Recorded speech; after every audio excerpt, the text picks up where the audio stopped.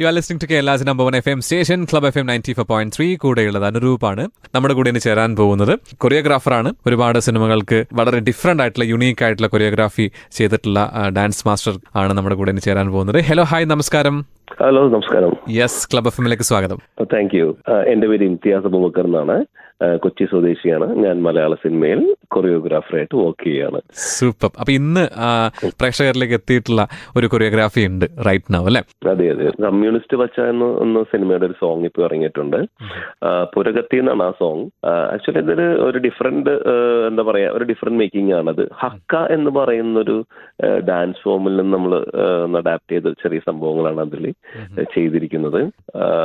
Hakka എന്ന് പറയുമ്പോൾ ഇപ്പൊ കുറച്ച് ഫേമസ് ആണ്, അല്ലെ? നമ്മൾ കേട്ട് കാണും. ഈ അടുത്തൊരു പാർലമെന്റിൽ ഒരു കുട്ടി എന്താ പറയാ, ന്യൂസിലാൻഡില് ഹക്ക വെച്ചാണ് അതിനെ പ്രതികരിച്ചത്. അങ്ങനെ ഒരു ബില്ലിനെ ഹക്ക എന്ന് പറയുന്നത് നമ്മുടെ ന്യൂസിലാൻഡിലെ മൗരി എന്ന് പറയുന്ന ഒരു ജനതയുടെ അവരൊരു ആർട്ട് ഫോമാണ് അത്. ആക്ച്വലി എന്താ പറയാ, ഒരു ട്രഡീഷണൽ ആർട്ട് ഫോമാണിത്.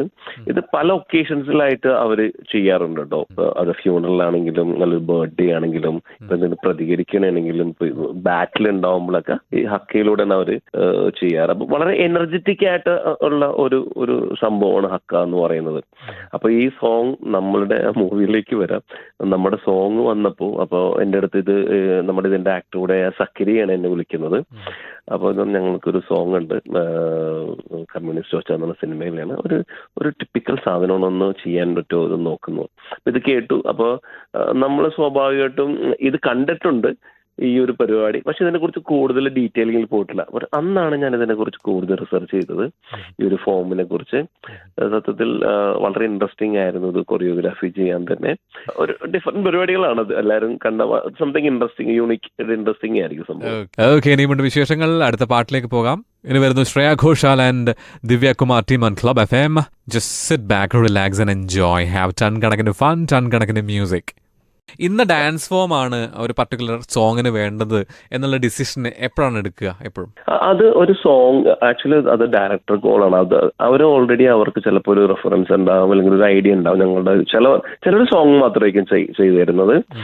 അത് ആ സോങ്ങിന്റെ ഒരു മൂഡ് അനുസരിച്ച്, സിറ്റുവേഷൻ അനുസരിച്ച് അങ്ങനെയാണ് നമ്മൾ അതിനെ ഡിസൈൻ ചെയ്യുന്നത്. ഏത് പാറ്റേണിൽ പോകണം സോങ് ചെയ്യുമ്പോൾ തന്നെ, മ്യൂസിക് ഡയറക്ടർ ചെയ്യുമ്പോൾ തന്നെ ഓൾറെഡി അതിന്റെ എന്താ പറയാ, അതിന്റെ ഒരു അടിത്തറ അതിൽ വന്ന് കാണും. ഇപ്പൊ നമ്മളുടെ സോങ്ങിലേക്ക് വരുവാണെങ്കിൽ ഓൾറെഡി ഇതൊരു പ്ലാൻഡ് ആയിരുന്നു. ഓൾറെഡി അവരുടെ ആഗ്രഹമായിരുന്നു ഇങ്ങനത്തെ ഒരു ഫോം ഇതിൽ കൊണ്ടുവരണമെന്ന്. ഓൾറെഡി ഈ മൂവിയിലെ ആളുകൾ ഇതിനെക്കുറിച്ച് കൂടുതൽ എന്നോട് സംസാരിച്ച പിന്നെ ഇതിന്റെ റൈറ്ററായ കക്കോടിയാണ്, ആഷിഫ് കക്കോടി.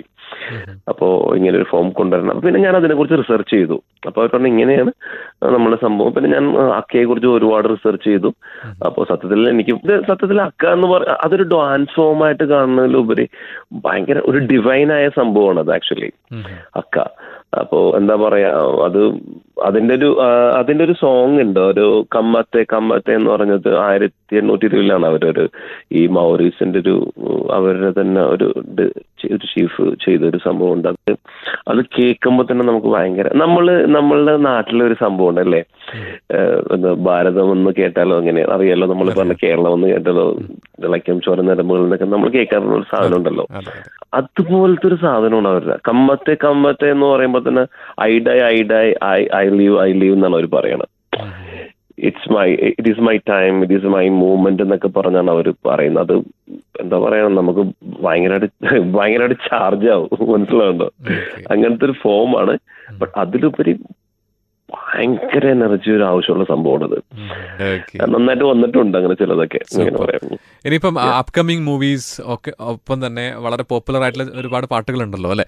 അപ്പൊ ഇനിയിപ്പം അപ്കമിങ് മൂവീസ് ഏതൊക്കെയാണ് നമ്മൾ കൊറിയോഗ്രാഫി കാണാനിരിക്കുന്നത്? എനിക്ക് ഉടുമ്പൻചോല വിഷലിൽ ഒരു സോങ്, അത് അത്യാവശ്യം നന്നായിട്ട് വരും ഉടുമ്പൻചോല വിഷലില്. പിന്നെ മറ്റൊരു സത്യത്തിൽ സംഭവിച്ചെന്ന് പറഞ്ഞാൽ അതിലും ഒരു ടിപ്പിക്കൽ ഒരു പരിപാടി ഞാൻ ചെയ്തിട്ടുണ്ട്. അത് രസമുള്ള ഒരു പരിപാടി അതിലുണ്ട്. അങ്ങനെ 1, 2, 3 സോങ്സുകളാണ് റിലീസിന് ഉള്ളത്. സിനിമ അല്ലാതെ പിന്നെ ഞാൻ രതീഷ് വൈകി ഉണ്ടല്ലോ, മ്യൂസിക് ഡയറക്ടർ, അദ്ദേഹം നമ്മളായിട്ട് ഒരു മ്യൂസിക് ചെയ്തിട്ടുണ്ട്, ഒരു മ്യൂസിക് വീഡിയോ. അതെനിക്ക് ഭയങ്കര അത് മൂവിയിലല്ല, അത് മ്യൂസിക് വീഡിയോ ആണ്. ബട്ട് അതൊരു സംതിങ് ഒരു പുതിയ സംഭവമായിട്ട് തീരുമെന്ന് എൻ്റെ പ്രതീക്ഷ ഇവിടെ. ഓക്കെ, അപ്പോൾ എന്തായാലും ഇറങ്ങുന്ന എല്ലാ സിനിമകളിലെയും കൊറിയോഗ്രാഫി ചെയ്തിട്ടുള്ള പാട്ടുകളും സിനിമയും ഗംഭീരമായിട്ട് വിജയിക്കട്ടെ എന്ന് ആത്മാർത്ഥമായിട്ട് ആശംസിക്കുന്നു. മുന്നോട്ടുള്ള യാത്ര ഗംഭീരമാവട്ടെ. Thank you so much for your time. Thank you ഒരുപാട് സന്തോഷം. Thank you bro. Thank you. Well, അടുത്ത പാട്ടിലേക്ക് പോകാൻ. Super song and club FM. Just sit back, relax and enjoy. Have ton കണക്കിന് ഫൺ, ടൺ കണക്കിന് മ്യൂസിക്.